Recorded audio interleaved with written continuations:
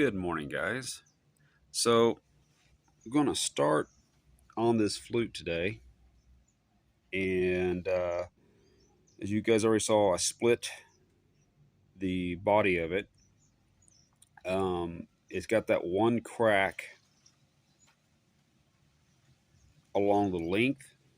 And so, what I'm going to do, or what I just did, was pour super glue down in that and let that dry up just so it doesn't become a weak spot. I also put some super glue in the knot holes and cracks just for some more stability. I want to start off with this side, and initially I'm going to just do a cut, a groove as it were, in this air chamber. And once I have the square or the rectangle cut, I'm going to start taking the point and raking it kind of in a crosshatch both sides, and loosen these fibers, cut these fibers up. They're all going the same direction. And then at an angle, I'll start scooping out sections. I want to leave enough for a good solid wall, but also thin enough where it can resonate.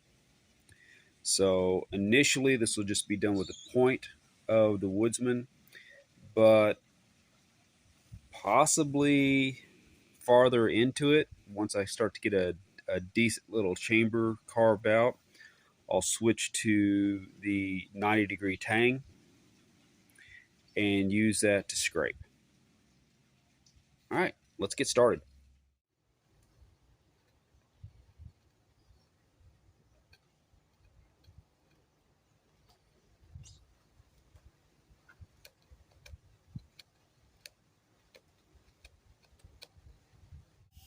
All right, I'm hoping you guys can see this. I've got the knife clamped in my hand like this, setting it on my leg,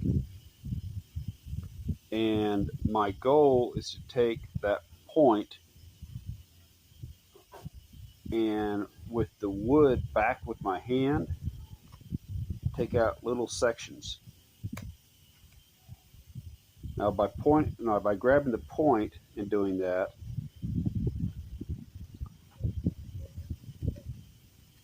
I can scoop in there, and I've got control on the depth and how much pressure is actually going in.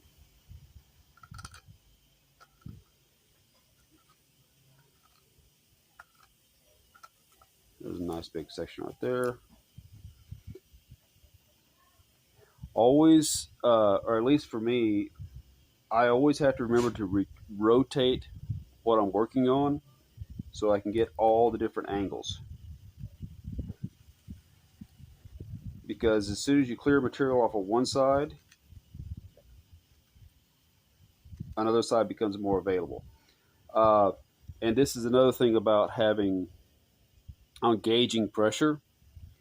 You see, I've got this right here up against my hand. I don't want to slip and make contact, obviously. So by having the knife resting on my leg, by holding the tip with just the point sticking out, and by using my hands to press the material and moving the material and not the point, I can cut really accurately and not get myself into trouble.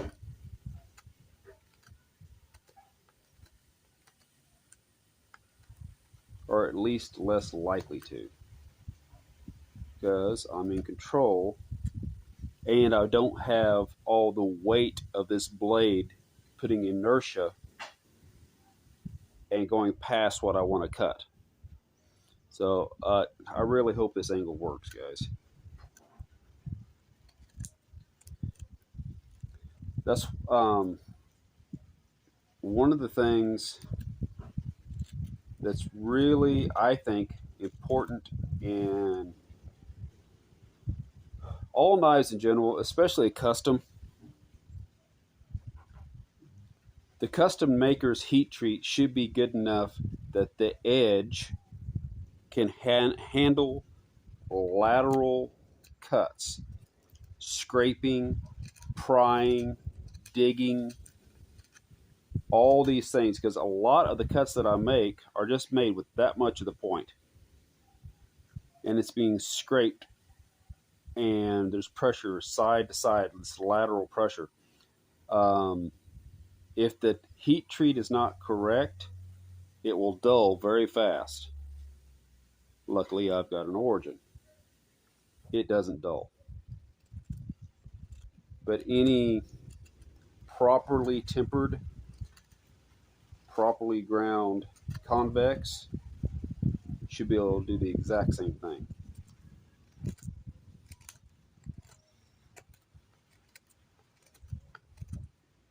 If you get stuck where you're going, okay, I've got like this part out real well. And of course, if we reverse that, I've got this part out real well, but I want to get this corner and I want to get the opposing corner. Change your grip. Um, you're going to have areas that are stronger, or I should say, you're going to have approaches that are easier to get to the material. But when you run into an issue, change your grip, change your angle of approach.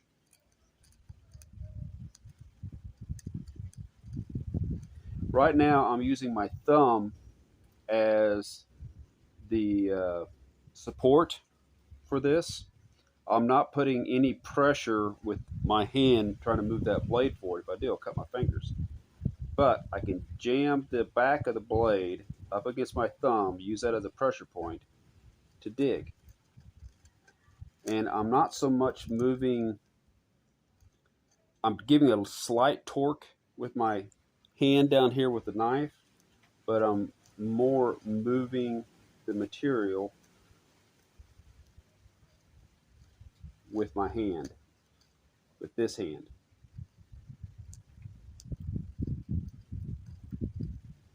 Cutting through all those fibers up through here.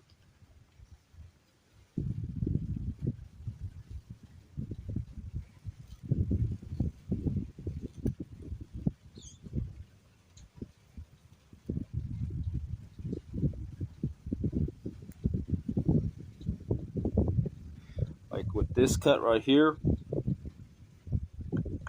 put the tip up against here, up against this far side. I'm wanting to clear this out. I'm using my thumb for pressure. I'm using these fingers to stabilize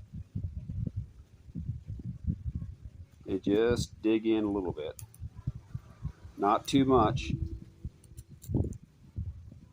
You want to always be in control of what you're doing.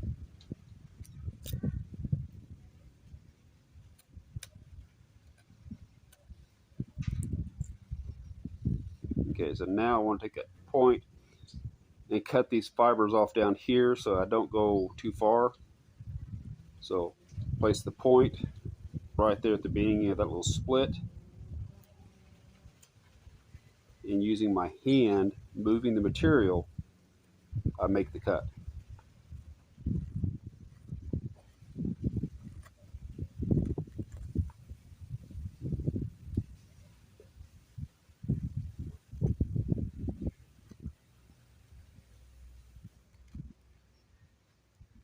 And we just keep working this around until we get a nice, good size, full air chamber. Here is the second half. It is carved out, at least the air chamber is, using the cross hatches and this extended tang. It's got a 90-degree, and basically I was making motions like that, digging out the excess and leveling everything out. That's no sandpaper, just what the woodsman's done. I'm going to soak the inside of that with super glue, just exactly the same way as I did the other half that's got the super glue on the inside of it, because these things are going to get a bunch of moisture inside. So I need to seal that up.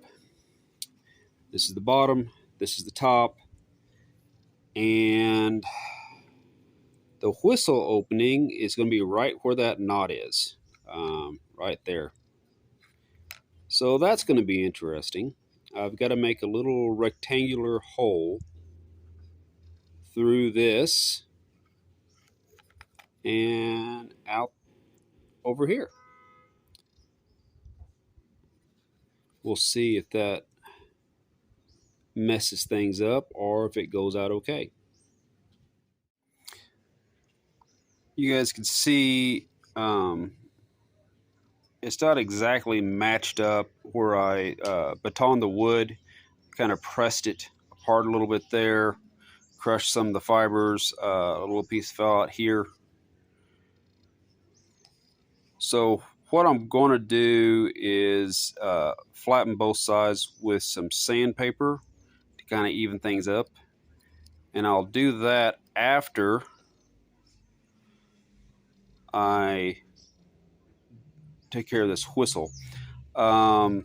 First thing with the whistle I'm going to do is start to work that hole up from the inside out. But at some point, I'm going to have to flatten across this whole section. Flatten it out smooth. Go down a little bit, where it's probably about, I don't know, about yay wide. And then cut a groove from the rectangle all the way back. And that will be an air channel. But I'll start off cutting more of this triangle. And then after that's done, I'll do the flattened section here with the air channel. Smooth both sides here together. And once they're smooth, glue everything up.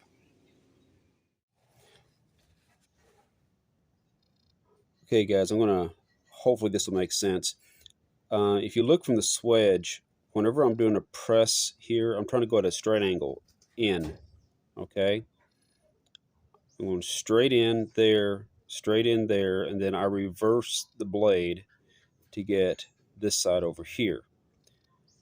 And then I change the angle to where just the point is cutting the grains across like that.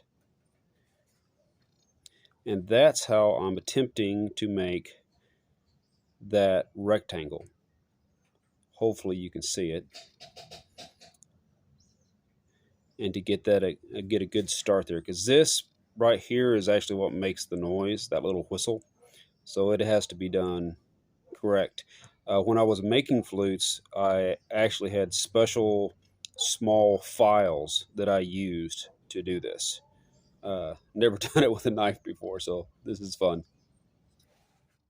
You see how I have the woodsman right here? She's basically cradled in my arms like a little baby. Just like that, all right?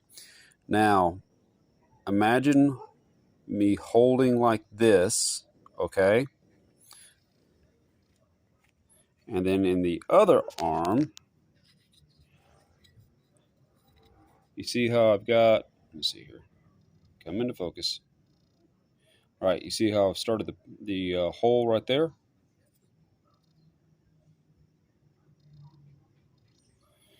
So in my other arm, I'm using the point to cut out that little triangle on both sides and clearing out the excess wood. Now, because the entire weight's in my arm, it doesn't really weigh anything, so I can get really precise small cuts and scrapes on both sides. And it's really comfortable too. So another kind of way of making these small, precise cuts with a bigger blade. As you guys can see, that's going to be the groove for the little air shaft, and I'll do some cuts once I get the whistle cut out smooth. I'll bring that little cut all the way back on both sides, following the pencil lines, and then level it out in the center. But it's doing good. All right, so here's where I'm at so far. Uh, I've done some carving on the whistle. I think I've got it pretty close. I've sealed it up with some duct tape all the way around. And now I'm just going to throw a little block up on top. I just need something flat. And we will see if it makes any noise. Here we go. Cool. It actually works. So next step is remove this tape. Next step is probably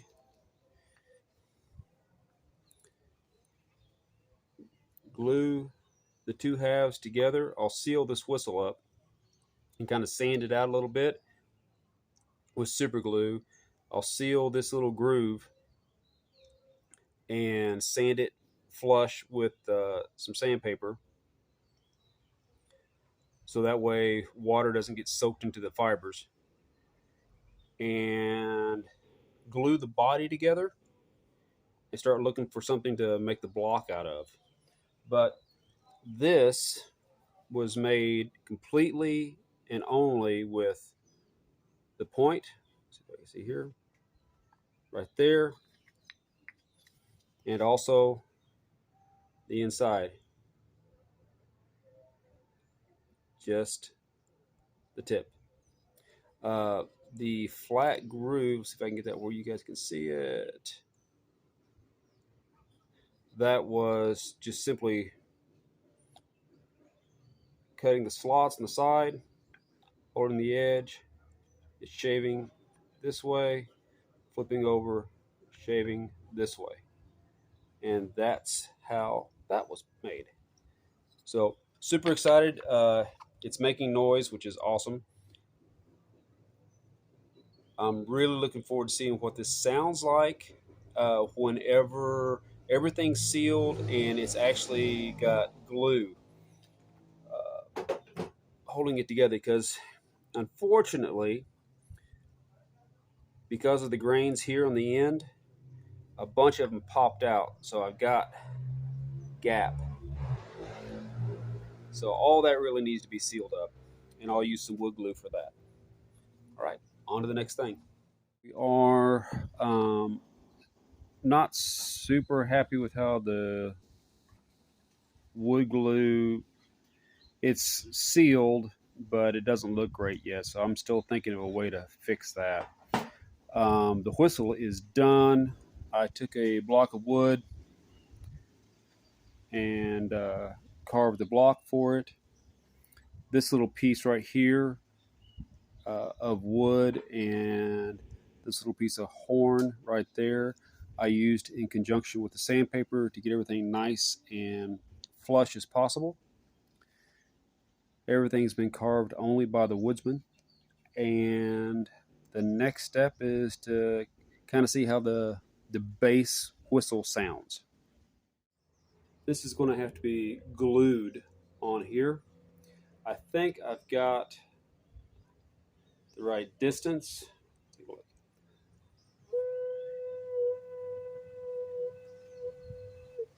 Cool.